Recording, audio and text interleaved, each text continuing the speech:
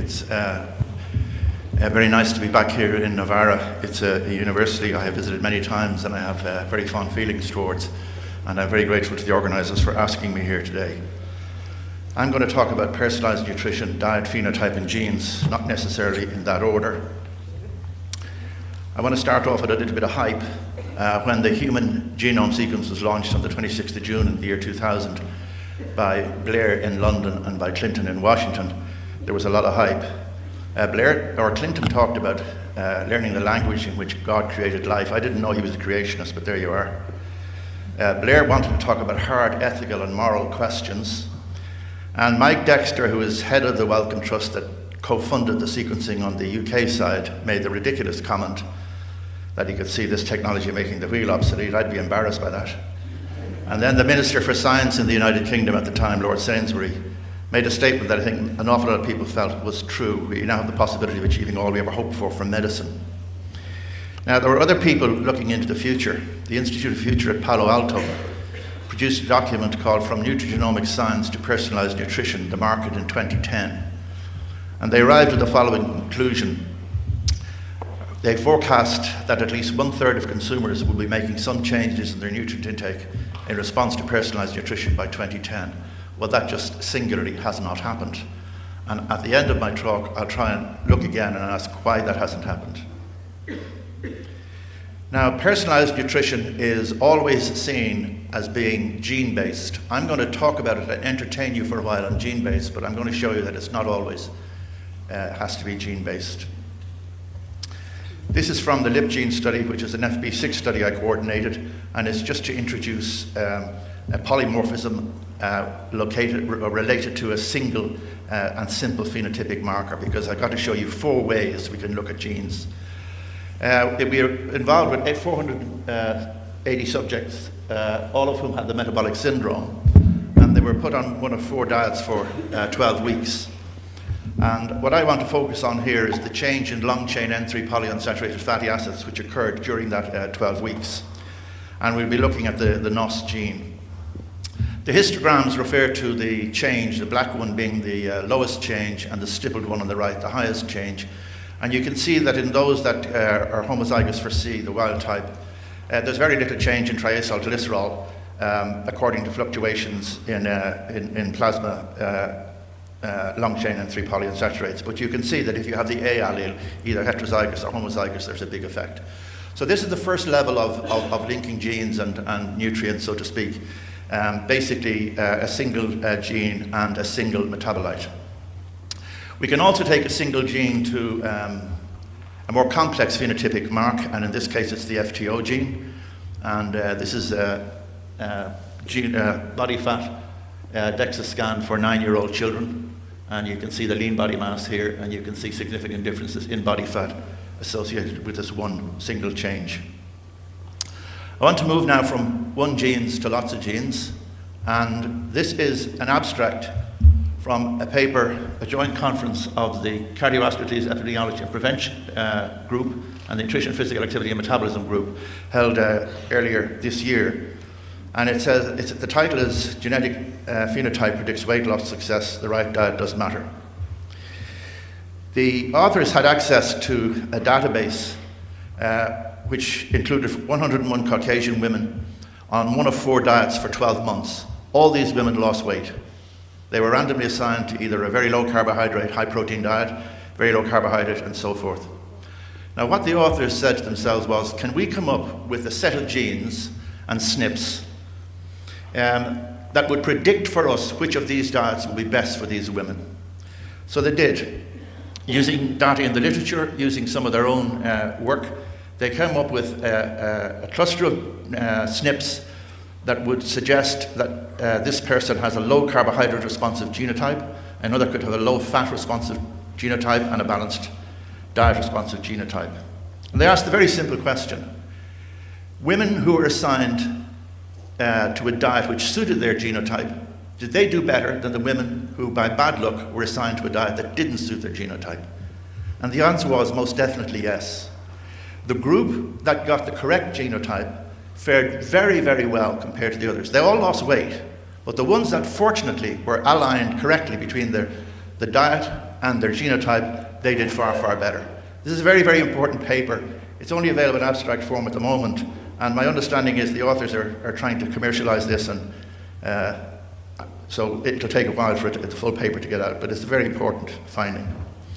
And lastly, we saw this this morning from a very recent paper, the Manhattan plot. Again, you saw that this morning, but I want to just take you on to this diagram from that paper, which looks at the number of risk alleles down here from less than 21 to greater than 28. And you'll see they're normally distributed in the population. This is the histogram.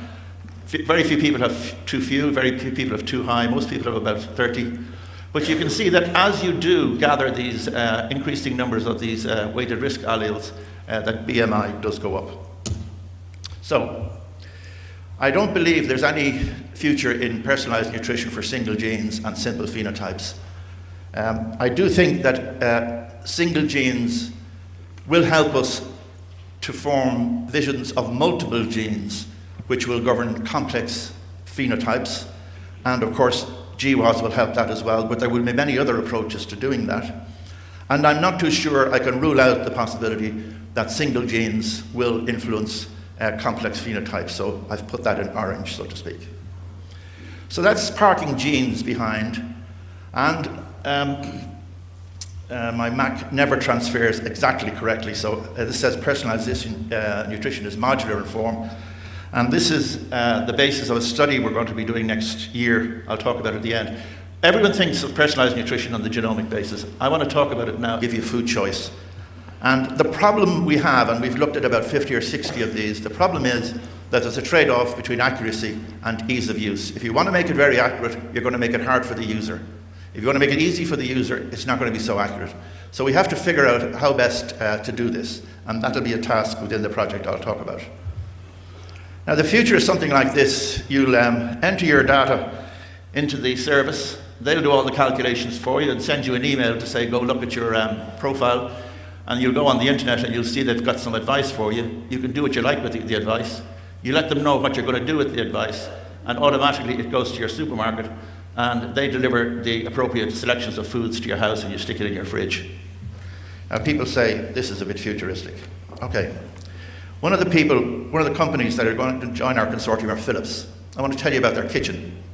They have an experimental kitchen with a touch screen, plasma screen on the wall. It knows everything in your kitchen. It knows what's in your freezer, your fridge, your cupboards, your larder, your spice rack, even your booze cupboard. Because everything you bring into the house that can go down your mouth, you have to zap it and record it or scan it in. Now, when you take something out, you just go along and write in you had an omelette, and it'll know what an omelette is made of, so it'll know what you've taken out of your fridge. So it knows what's in your fridge all the time.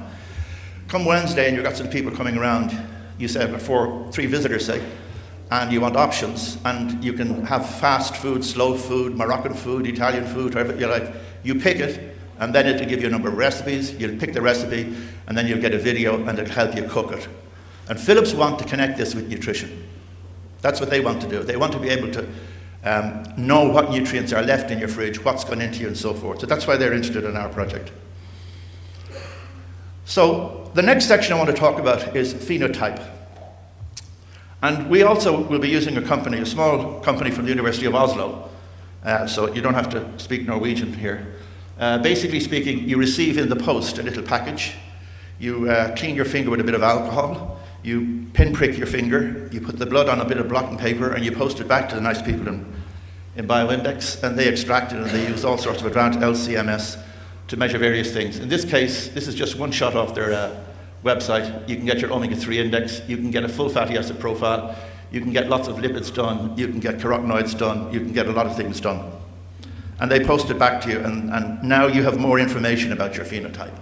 So you've gone from knowing a little bit more about your diet, and now you know a little bit more about your phenotype. The problem is that people don't want to know what the problem is, so to speak. They want to know the solution to the problem. And this is the issue of personalized nutrition and one of the problems it faces. So if I take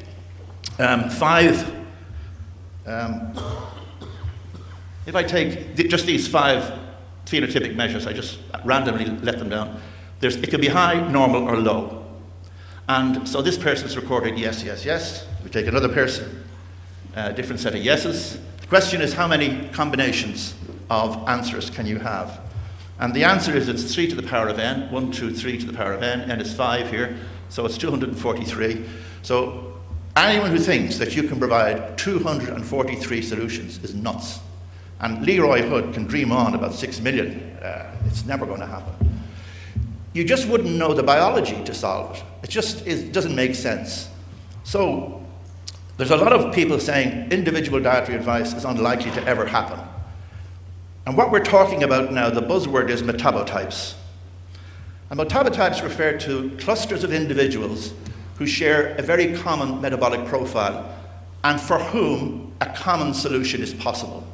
So you're not now delivering personalized nutrition at the level of the individual, you're going to deliver it at the level of a cluster. And we've been working for quite some time trying to find out, can we develop clusters at food level and at nutrient level and so forth. We call it the head and shoulder solution. So you don't provide a shampoo for everybody, but you get 6 or 7 in the supermarket. Now, Edith has referred to this technique of cluster analysis. It's widely used in the nutrition area. It's a non-supervised data mining technique, uses usually nearest neighbour analysis, and it mines to find clusters which have common features. Again, we published this in the British Journal of Nutrition. We have 6 clusters in Ireland and so forth. And we asked ourselves, what would happen if we applied this to nutrients, or to biochemical parameters?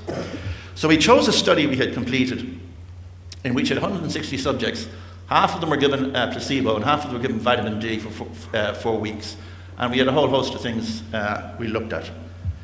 The reason why we chose this several years ago was there was this interest in vitamin D and the metabolic syndrome, very few intervention studies around. So we set about doing one. Now, we found 5 clusters. I'm convinced I'm losing slides here. I don't know where they're going, but they're going. Anyway, we found 5 clusters. Sorry, I just don't seem to have it here. No, okay, let me go back. What we have here is the overall group. The vitamin D group obviously showed a rise in plasma vitamin D, but there was no statistically significant effect on any of the parameters we measured. We then asked ourselves, well, what would happen if we divided the group into low, medium, and high plasma vitamin D? So we did that, and the level of vitamin D obviously changed, greatest for those that had the low values and least for those that had the normal values, but we found no statistically significant effect of vitamin D, and we were disappointed. We did cluster analysis here, largely because we wanted to do some metabolomic profiling of these, and the PhD student who had worked on this was very disappointed she didn't find anything. And without us asking or telling us, she just said, I wonder did any of these clusters respond to the vitamin D? So here's the 5 clusters. The first one is characterized by high levels of C-reactive protein. This one has the metabolic syndrome. This is a very healthy one here. And this is ones that we didn't make much of at all. This one is low in vitamin D and high in adiponectin and resistant. One of those clusters showed a response, this one. And I know it's low in vitamin D, but it had to be low in vitamin D and high in adiponectin and resistant in order to respond. So this is cluster 5, and these are the responses. All of these are statistically significant. And next I'll show you the glucose. Changes in glucose in response to tertiles of change in vitamin D in this particular cluster. So what we have here is the possibility of identifying metabotypes based on a limited number of markers. And of course, what we can now do is go back to our metabolomics and do some deep diving down into the metabolome to see what other metabolites, what other pathways we might be looking at, and then ultimately what genes we might be looking at. Now, I believe strongly that we need to connect the genotype that I've talked about just earlier and the metabotype. They need to be connected together. And there's a lot of very, very interesting papers coming out connecting the heritability side of the metabolome with health. Now, phenotype is not just about blood biochemistry. It's also about gadgets. And I'll pick out this one here. Again, it's Philips. I'm not selling Philips for any reason, but they are partners in our project after all. You wear this on your belt for about a week. You buy it from them for 80 euros. And you wear it for a week, and then you connect it by USB to your computer, and you go onto their website, and you have a nice username and password, and you press upload, and it uploads the information on your physical activity for the week. And then a real sports scientist in Eindhoven looks at it, and he makes some recommendations, and then he emails you and says, come look at them. You look at them. You say, I like this, I don't like that. So you pick the one you like, and you download instructions from Philips into your computer and onto your little device. And lo and behold, if you get up in the morning, if it knows that you get up at 7:30 or 6:30 in the morning, at that time, all those lights are red. And during the day, as you accumulate physical activity, all those lights will go green. They've got another patent on detection of ketone bodies in breath, so that when, instead of using the weighing scales as your phenotypic feedback, you have this little device that you just blow into. If it's green, you're excreting ketone bodies in your breath. If it's red, you're not. So if it's red, you've got to do something about it. Go starve yourself for a while.